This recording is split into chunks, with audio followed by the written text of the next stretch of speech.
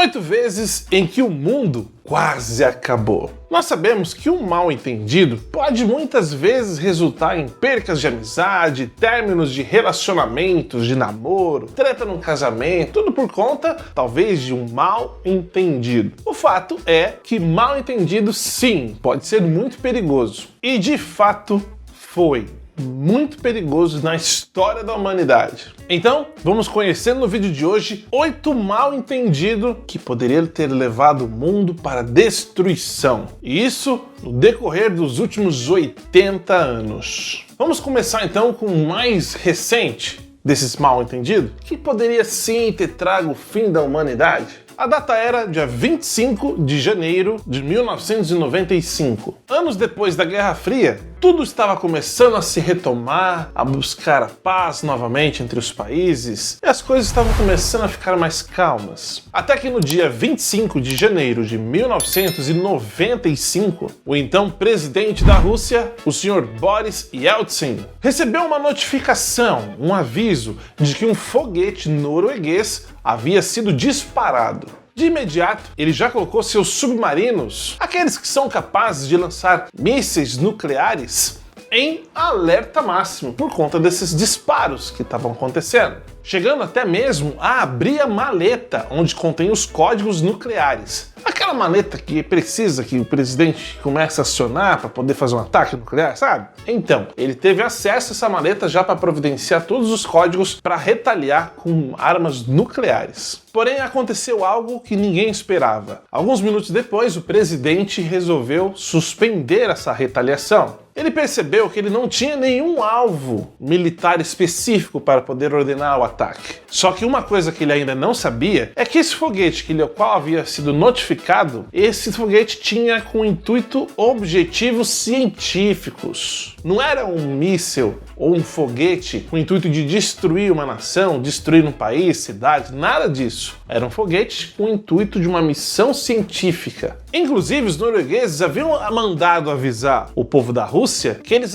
haveriam de soltar esse míssil. Só que tal notificação, ou seja, tal aviso, não chegou aos membros do alto escalão. Isso por conta da burocracia que o país da Rússia, no caso ali então, tinha, onde as comunicações não eram tão simples assim. Então, por um triz, por coisa bem pequenininha assim, o presidente Boris Yeltsin da Rússia não dizimou a Europa inteira. Por pouco. Se isso acontecesse, com toda certeza o bicho ia pegar. O outro acontecimento ocorreu 12 anos antes desse, no dia 26 de setembro de 1985. União Soviética e Estados Unidos sempre se estranharam. Meio que era uma briga, uma disputa na realidade, para ver quem tinha o maior potencial, ou seja, o maior exército, o maior poder balístico, as maiores e mais fortes bombas. Sempre houve essa rixa entre esses dois países.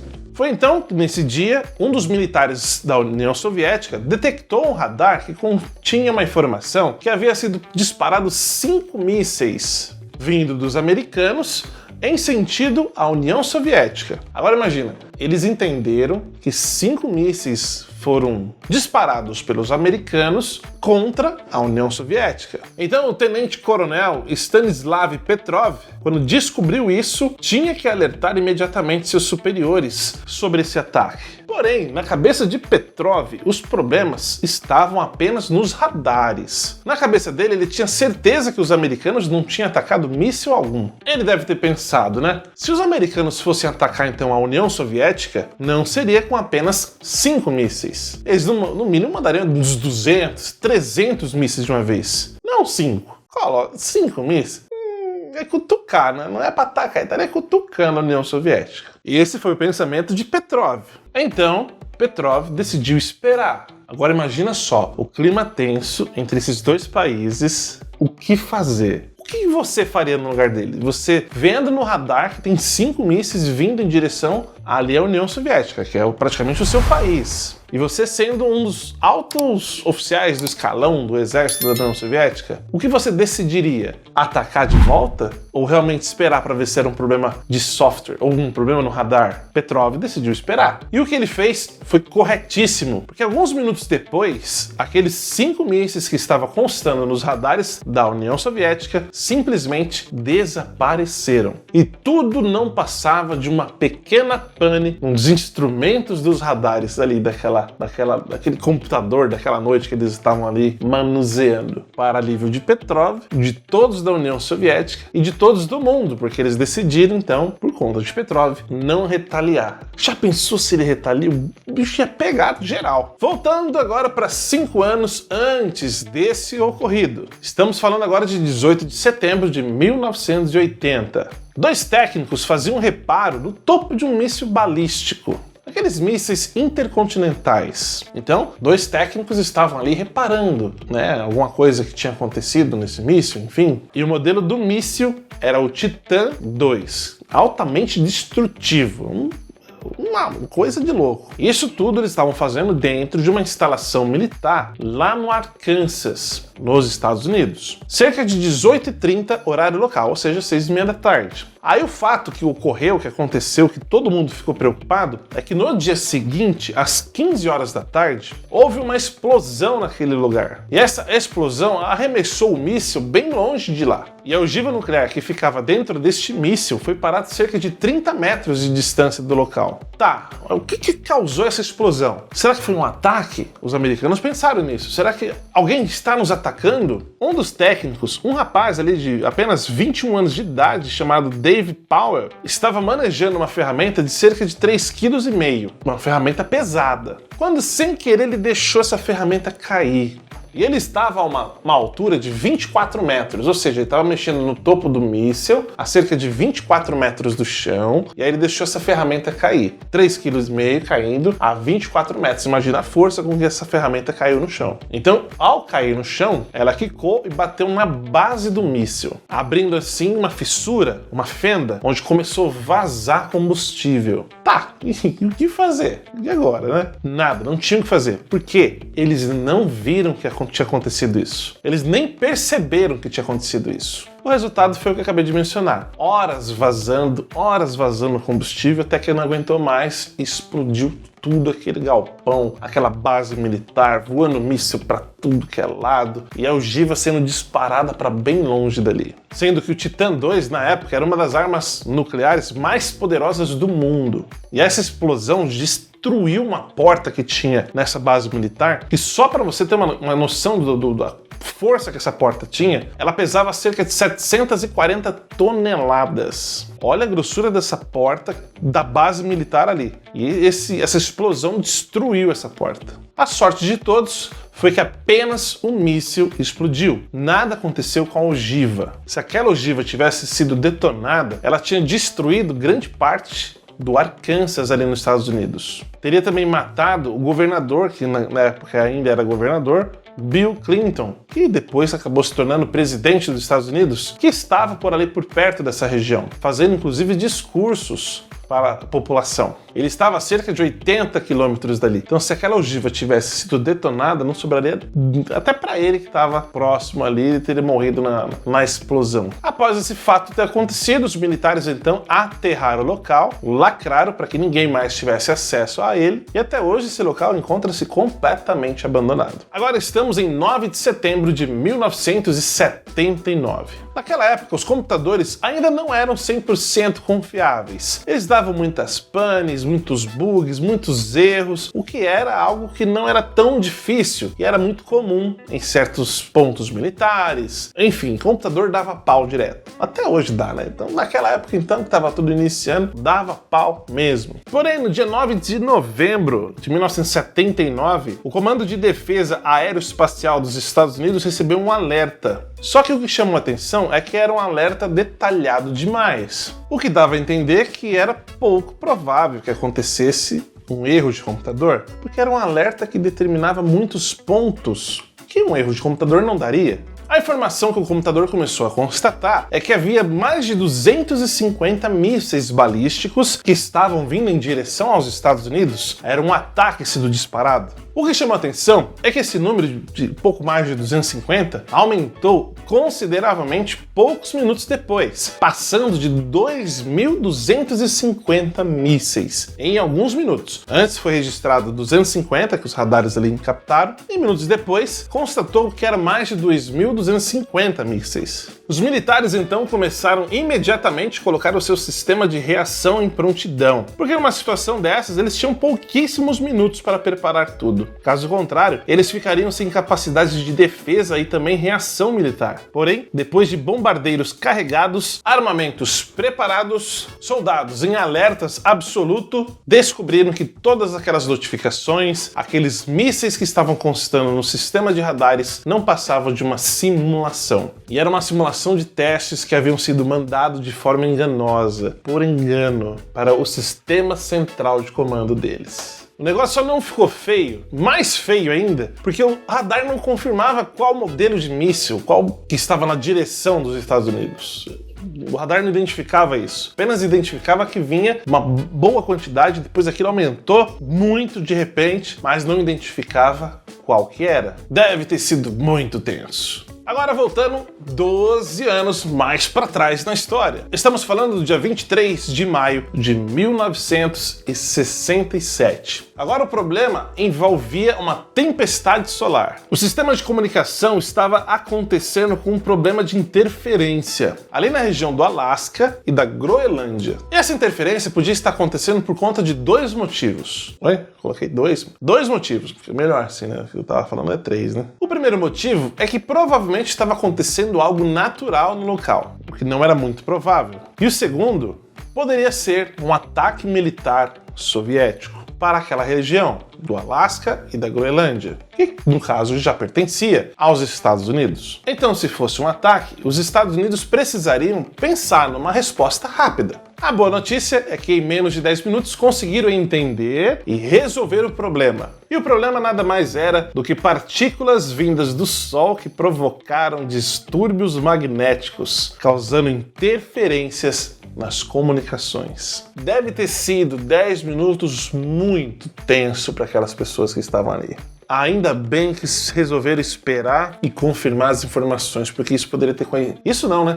Todos esses relatos que eu mencionei aqui poderiam ter começado uma guerra violenta entre Rússia e Estados Unidos. Dá pra ver que esses dois países sempre estão nessa relaçãozinha difícil um com o outro. Agora estamos falando do dia 22 de novembro de 1962. Um espião russo que trabalhava para o governo dos Estados Unidos, e o nome dele era Oleg Penkovsky. Será que eu falei certo?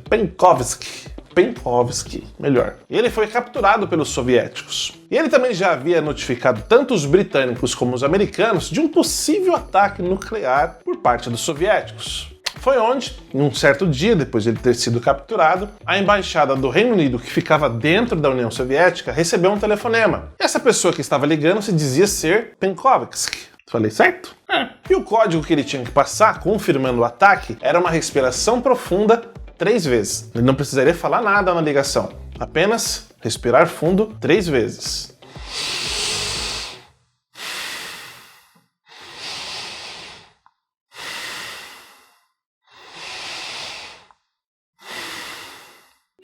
Esse era o código.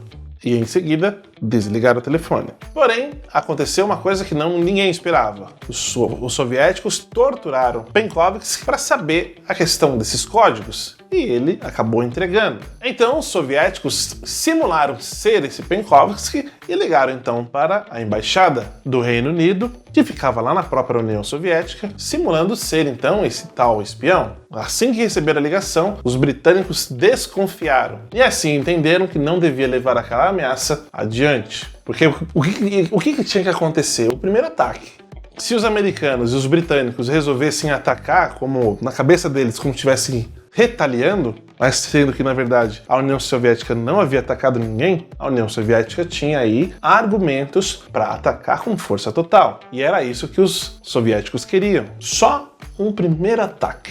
O resto eles destruírem a bagaça toda depois. Ainda bem que os britânicos desconfiaram. Próxima data, dia 27 de outubro de 1962. Mais uma vez, tretas entre Estados Unidos e União Soviética. Como esses dois dá trabalho, né? Em poucas horas aconteceram 3 incidentes, digamos assim, de alto nível de tensão entre esses dois países. Os Estados Unidos começaram então a montar uma base de armas de longo alcance na Turquia. E a União Soviética, sabendo disso, resolveu também montar uma semelhante, porém em Cuba. 2 estações militares nucleares. Então os americanos na Turquia e os soviéticos em Cuba. Quando os soviéticos então resolveram mandar uma parte do arsenal para Cuba, o que acontecia, claro, tudo por meio de oceano, lá no Oceano Atlântico, era por lá que esses navios, eles se depararam com uma frota de navios americanos no meio do Atlântico. E esses navios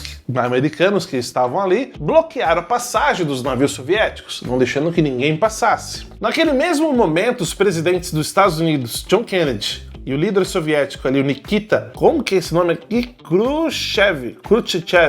Eu acho que é isso, Nikita Khrushchev. Se não for, me perdoe.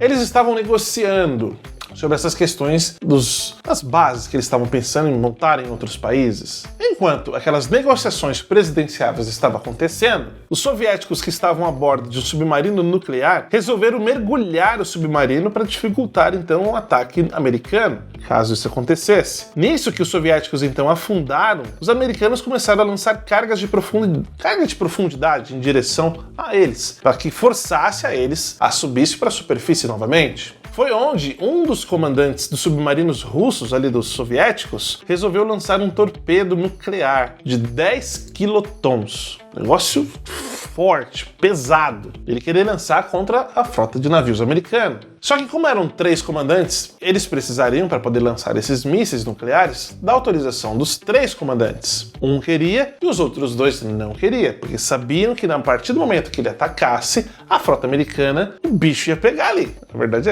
o trem ia ficar feio para todo mundo. Então os outros 2 comandantes não aceitaram que fosse feito esse ataque, o que poupou muitas vidas e também poupou uma futura guerra. E em penúltimo acontecimento, que quase acabou com o mundo, nós estamos falando de 24 de novembro de 1961. Em um dos principais escritórios de inteligência americana, ali durante o período da Guerra Fria, no dia 24 de novembro de 1961, o comando estratégico, de forma repentina, ficou sem nenhuma comunicação, sem respostas vindas de lugar nenhum. E eram vários centros de comunicações independentes espalhados por vários países que os americanos tinham. E de repente, tudo ficou cego, tudo ficou mudo, tudo ficou calado. Alguma coisa estava de errado. Então os americanos começaram a posicionar mísseis balísticos nucleares, tudo mirando contra a Rússia, a União Soviética, como pensando que fossem eles que haviam atacado suas bases em outros países. Justamente por conta disso, por ter sido atacado, que esses países não nos comunicam, esses países não nos respondem, não nos falam nada. Por isso que eles estão quietos, porque eles foram atacados. Era essa a mentalidade dos americanos. Tudo preparado para lançar o ataque contra os russos, contra os soviéticos. Foi onde, de repente, uma linda alma resolveu esperar. Resolveu pedir que o pessoal ali esperasse um pouco mais para confirmar essas informações. E foi aí que descobriram que todo o problema estava numa central de comunicações que ficavam ali, bem no Colorado, no próprio Estados Unidos. Os homens estavam preparando responder já tudo com míssil, sendo que o problema estava na linha de comunicação, na linha telefônica que era ali na região. Quase começa uma guerra por causa disso. Último e por fim, o último dia que quase o mundo foi pelos ares por conta de mal entendido. Estamos falando do dia 5 de outubro de 1960. O governante supremo da União Soviética, o Nikita Khrushchev, eu não sei falar esse nome, Nikita Khrushchev, é isso. Ele estava em Nova York para uma reunião na ONU. Então, o governante ali da União Soviética estava lá no meio dos Estados Unidos para uma reunião com a ONU. E já naquela época, já estava os dois países, tanto os Estados Unidos como a União Soviética, já estavam investindo pesado em tecnologias de armas nucleares. Como uma briga que já acontece deles já faz tempo, esses dois países estavam se armando, criando tecnologias novas, armamentos pesados, bombas fortíssimas, nucleares, atômicas, enfim. A verdade é que cada um deles estava doido para usar, né? Tava gastando dinheiro criando, tem que usar isso aqui alguém, né? Os americanos vai vir com nós aqui, não tem... mais ou menos isso aí.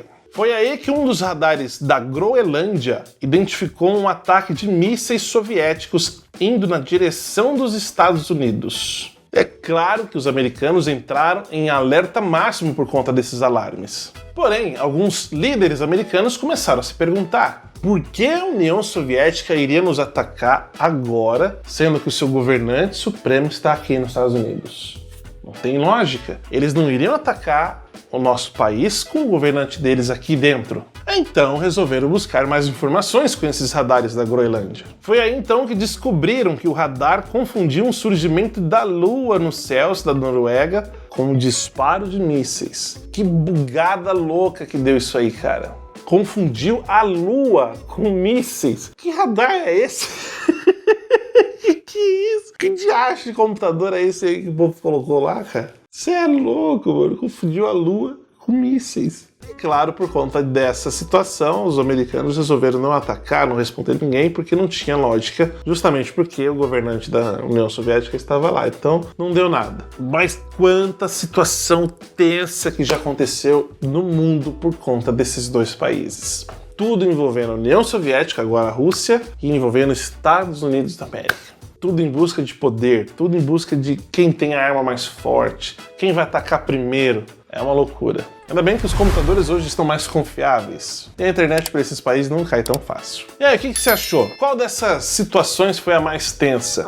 Quero saber a sua opinião. Coloca aí nos comentários. E se você é novo aqui no canal Banheira de Conhecimento, seja muito bem-vindo. Deixa eu me apresentar. Meu nome é Adriano e eu quero convidar você a se inscrever aqui no nosso canal. E se você quiser, para não perder nenhum vídeo que a gente lançar aqui, ativa o sininho das notificações e já dá aquele like no nosso vídeo aqui, que isso aqui dá um incentivo danado para a gente continuar fazendo conteúdo de qualidade para você. Tá bom? Espero que você tenha gostado desse vídeo, quero saber muito sua opinião, coloca aí nos comentários e eu vou colocar 2 vídeos aqui na tela para você continuar assistindo mais do nosso conteúdo aqui no canal, tá bom? Divirta-se, veja sobre curiosidades do universo, curiosidades do mundo, curiosidade do corpo humano, curiosidade da vida animal, enfim, o que você quiser, tem aqui no canal, beleza? Fica à vontade, você é muito bem-vindo aqui, a gente se vê então num próximo vídeo. Aquele abraço, até mais, tchau!